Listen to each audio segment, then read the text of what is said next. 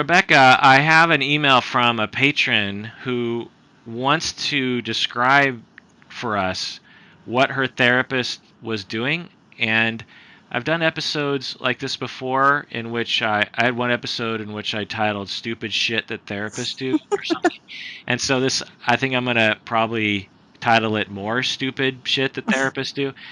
So, would you be interested in hearing about? Sure. I love hearing other people's mistakes. Yeah.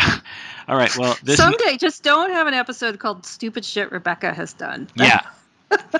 Yeah. That could be a very long episode. This is the Psychology in Seattle podcast. I'm your host, Dr. Kirk Honda. I'm a therapist and a professor. Who are you, Rebecca? I'm someone that met Kirk Honda long ago and still choose to spend time with him. I'm Rebecca Bloom, and I'm a mental health counselor in Seattle, Washington. Do you remember how we met exactly? Like the first time I'm sure we were sitting at a staff meeting together. Nope. And we looked across the crowded room and our eyes locked, and we thought, you're under 40 and I'm under 42. Yeah. Please come closer because everyone else in here is 60 or over and doesn't know what the internet is. Yeah. I want to know you. Yeah. And talk about the modern age. Yeah. It was actually more specific in that you were the Sakai expert. Oh. And you were. That was a good gig for me. You trained me how. Oh, did you really? That's yeah. hysterical. You probably didn't need any training. Oh, no, I did. But yeah, so Rebecca was in charge of training new faculty, or maybe all the faculty. All faculty. On how to use this one education internet platform thing. Similar to Blackboard. Most people have Blackboard. So so people would come in with their ancient laptops and say things like, I have the Google. Yeah. And I would say, yes, we're going to help you put the Google so that all your students can see what you like on the Google. But it was a great gig. It was totally, I love that gig. Yeah. Yeah, you were very patient. And so you came into my office and trained me on that, and we got to talk. You saw my pictures on my wall, and we got to talking about different things, and then we're like, oh yeah, so we're the youngins. There's a lot of new instructors now at Antioch, and so in a lot of ways, I'm old now. Yeah, now I'm definitely not the youngin, that's for sure. I mean, we had a core faculty member in his 20s. Whoa! So imagine that one, you know. But back in the day when it was me and Rebecca, like 40 years old meant very young. Like, I mean, we weren't 40 then. I don't know. I wasn't. I was maybe. I can't remember how long ago that was now. Well, I was 09. I was 38 at the time. Okay, so I was the same. Yeah. So more stupid shit that therapists do. All right. So this is from an anonymous patron. She writes, my therapist needed to move buildings, and when she sent out an email stating the new address, she CC'd everyone on her whole patient email list. No. Instead of blind copying everyone. My kids' teachers were on the list. Hockey coach's wife. The PTO leader, and other friends of mine. I'm guessing she lives in a small town. As a result, I quit working with her. With my new therapist, I think I dragged him along a therapeutic death march before I would actually trust him. Poor guy. Please tell your students to double check who they are sending info to before they hit send. Any thoughts, Rebecca? Yes. Obviously, some therapists aren't as aware of technology as others. To avoid things like this, I actually still go super old school and I give out strips of paper. I don't even email people this kind of stuff because I'm so afraid I'll do something stupid. How do you get do you send a Raven? How do you get the strips of paper? No, I only alert the people I'm currently working with that I'm moving, and I give them like a piece of paper with my new address on it. When you see them. When I see them. Wow. Yes. Yeah, that is old school. All right, she goes on and she says, my last therapist was late every time and seemed to think it was just a charming personality quirk. We live in a small town where one can easily leave their office, run an errand, or even run home quickly. There is no traffic to worry about. She seemed to think this meant she needed to leave her office every time she had a short break between clients and was always at least 5 minutes late getting back. As an added "we live in a small town" note, both my sister-in-law and a close friend were her clients as well, and it became a running joke between us that she would either be late or would text the day of the appointment and ask if she could see you at a different time. I started keeping track after a while, and she did that to me 7 out of 9 sessions at one point. Any thoughts about that, Rebecca? Some people are flaky. Some of my friends are chronically late. Yeah. I mean, I would say, like, if she's always chronically late, if it's an issue for you, it's not going to work. I had a therapist that was chronically late, and I just had to stop seeing her. She always had a different excuse, but it was just a sign of disrespect. Yeah. But I know, like, some weeks I'm chronically running 5 minutes late, and I get out to the waiting room 5 minutes late for every session. I try not to always be that way, but yeah, there's some people, there's no part of being a therapist that says you have to have good time management skills. We hope that you do, but a lot of people don't. Yeah, I hope I don't insult you, Rebecca, as I go on a tirade about the necessity of being punctual as a therapist. This drives me fucking nuts when therapists are late. Now, once or twice or, every now and then being late, fine. To me, I require my students and supervisees to be on time as a way of socializing, because like you said, there's some people who are flaky. We all have that family member who's always late to Thanksgiving. We all have that friend who we just know you have to ask them to come an hour or a half an hour early. We have those people, but those people can't be therapists, and they shouldn't be the sort of person that they need appointments. And because clients are, they're powerless. They can't fight back. If your pizza's late, you can go to a different pizza place. But when you lock in with a therapist, you're kind of stuck. And so it's up to us to shepherd people's well-being and and their treatment, that we're there not only on time but early. And to me, it's like, are we 13 years old or are we adults? I've had probably back of the napkin estimate 20 to 30,000 sessions, and I can remember being late 5 to 10 times. And each one of those times I remember because I was so mortified, and it was so unique. Now, I am one of the most punctual people I have ever met, so I don't expect everyone to have a 0.01%, late rate. But I'm just saying, if you have a therapist who is late 7 out of 9 sessions at one point, or tries to reschedule every single time, it's going to feel bad to your clients. And like you, Rebecca, people are, when you terminated with your therapist who did this to you, people are going to terminate. And I think that you don't want that, right? So no. And plus, it's not fucking hard to be on time. You have a watch. The whole thing about people's schedules is follow it. Just follow your schedule. And if you're like, well, you don't understand, I have 5,000 children and I have 15 dogs, and it's like, well, then you can't be a therapist. Or you have to have half the amount of clients. That's just the way that it is. Or get a job that doesn't require you to shepherd people's lives, and be responsible for people's lives in this way.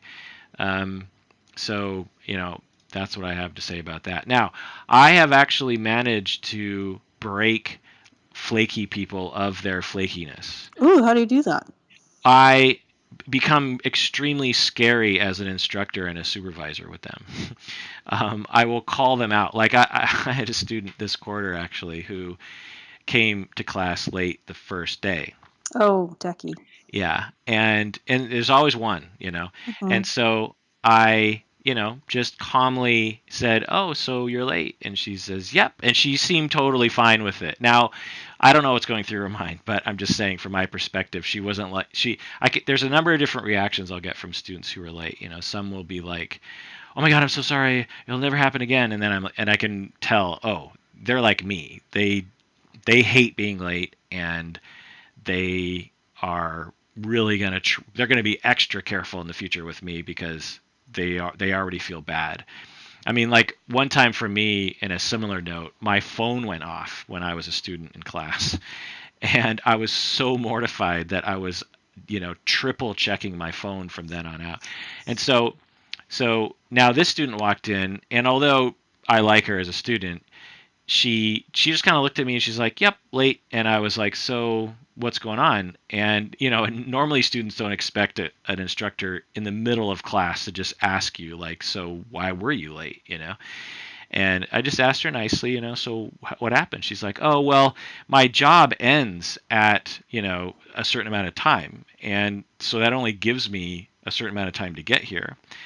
And I did a quick sort of calculation in my mind, and I was like, "You're going to be late every time to class because there's traffic in Seattle, news break, and and you're just never going to make it. I mean, maybe 1 out of 10 times you're going to make it on time." And she's like, "Yeah, well, yeah, I don't know, maybe I'll be late." And I was like, "Well, how about we change your work schedule so that you can be to class on time, or you drop this class? How about that?"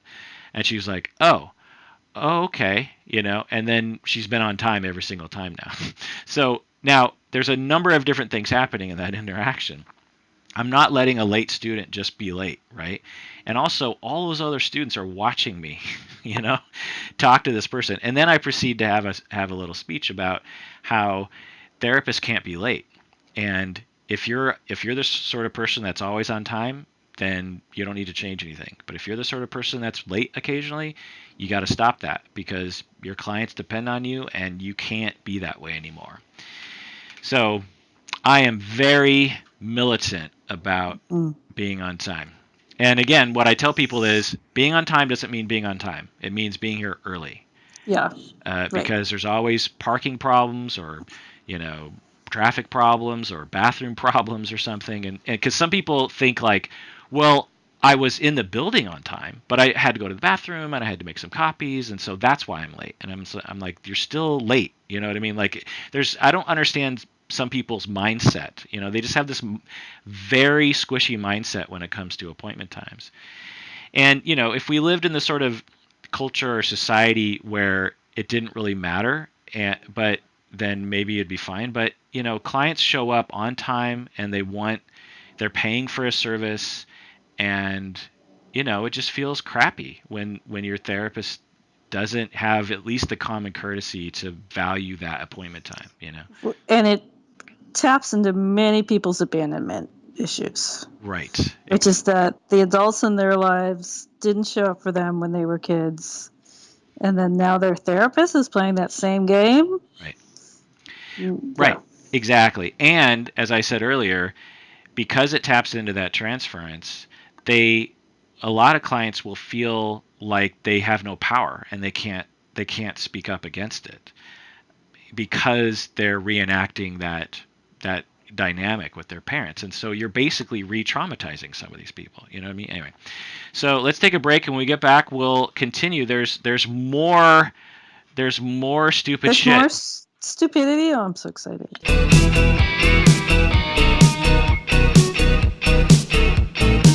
All right, we're back from the break. If you haven't already become a patron of the podcast, do so. Go to patreon.com, become a patron of the podcast. Do it. Do it now. All right, more stupid shit that this therapist did. Okay, the anonymous patron wrote in and she says, the other thing she did was put her foot in her mouth about sexual trauma. For instance, I told her about an incident from childhood, and she asked if the perpetrator had sex with me. And I said no, and she said, "Oh, good, at least you weren't raped." Oh, boy. Any thoughts about that, Rebecca? Well, you want to allow people to define what's happened to them in their own terms. Yeah. So when a therapist uses loaded words like, "oh, that wasn't rape," that can really put the burden on the client feeling like there has to be a certain recipe for traumas to be worthy to come into therapy, and that's no good. Yeah, exactly. Yeah, you're being a lot nicer on this person than I would be. All I have to say is just like, are you Donald Trump? What is wrong with you as a therapist that would say such a stupid, ignorant, non-therapeutic, uncaring, uncompassionate, low IQ'd statement like that? I mean, what is your point as a therapist? Oh, good. At least there's so many things wrong with that sentence. One is it's like you're hoping a client doesn't have, intercourse, like, and you gauge sexual trauma by whether or not a penis goes in a vagina. Like that's your scale of whether or not something was, more extreme than otherwise. Like, people can be sexually traumatized without penises being involved at all. So what is wrong with you?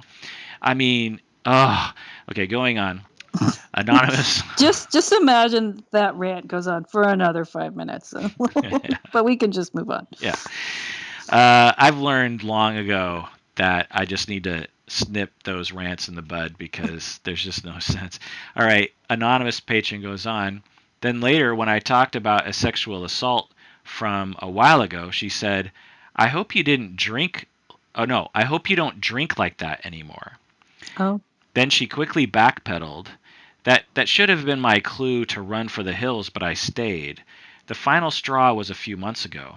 Unfortunately, I experienced another rape. Because I am an overachiever who gets traumatized while in therapy for trauma. She's making a joke, of course. She says, I was at a wedding, and my husband was present, and it still happened. I called my therapist the next day because I was obviously upset. The first words out of her mouth were, I can't believe you would get that drunk after what happened to you in the past. Needless to say, I no longer work with her. I did my research and found a competent, compassionate therapist who specializes in trauma. But after comparing notes with my friend who also had a trauma history, I am starting to wonder where this lady got her training and how the hell she maintains a private practice. Mm-hmm. Have a good day. And don't be a therapist who does stupid shit, she says. Any thoughts about this? Well, yeah, not everybody is a good therapist. I have heard many stories of many experienced therapists saying stupid shit. Yeah. It happens. I've been accused of saying stupid shit. Not like this. No, I hope, hopefully not. Oh boy, what else can I say? I mean, imagine one of your clients gets raped, sexually assaulted, and in that session you basically imply, well, it's your fault because you got drunk. You were drunk, yeah. I mean, no, I don't even think the average person does. I mean, I guess lots of Americans do have those attitudes, but I don't think the average person is like that anymore. And let alone a therapist. I asked this anonymous patron for more information, and I actually went to this therapist website. Ooh, super snooper. Yeah, and found that this therapist is a master's level therapist and is a licensed psychology associate. What does that mean? Yeah, it's a rare thing in Texas and North Carolina and maybe a few other states or something. Licensed psychology associate, a master's level license, because we all know licensed professional counselors, LPCs. That's like mental health counselors in other states. But licensed psychology associate, it's weird. But it basically means you're still under supervision. Oh. And you're qualified to practice, and you've already graduated. So this person has a supervisor, which means that this supervisor should know what the hell this terrible therapist is doing. The anonymous patron has one more point. Whoa. Keep it coming. She also well, what's one more thing that she hasn't done that what there's another big category. She's invited the client over for a sleepover. That's a good guess, but it's not. What's another category of like common, just like? She invited the client to her church. Yes. What? She pushed religion on me on 2 occasions. Ding, ding, ding. Do I get a free mug? Yeah. You get your mug on the mug. In our first session, She asked if I was religious or if religion played a role in my life. I said no. I told her that I actually felt a bit bitter towards Christianity. Then out of the blue, months later, she said, "You know, Jesus died on the cross for you. Whoa. So how can you doubt that you are that you how can you doubt that you are forgiven?" She also told me that even if I didn't know it, I was still a child of God, and so on and so on. She went on and on and on about it. Any thoughts about this? So, has this patron reported this therapist to the board? Yeah. If this therapist is still a candidate for licensure, this would be important for the state licensing body to know that this person is messed up on multiple fronts. Yeah. This person has so many deficits and is openly harmful to her clients. To imply that a victim of sexual assault, that it's their fault for having for drinking at a wedding, but drinking in general, that doesn't give license to anyone to commit a crime on you, and it's not your fault. To imply that, to push your religion on someone, to be late all the time. I mean, what box of stupid shit is she not doing? It's incredible. Yeah. So, patron, by all means, report her to the state licensing board or her supervisor. You can ask for her supervisor's name, and she needs to give it. It should actually be on her disclosure statement and her website. But anyway. Well, that was fun to make fun of another therapist, wasn't it, Rebecca? It makes me feel so much better.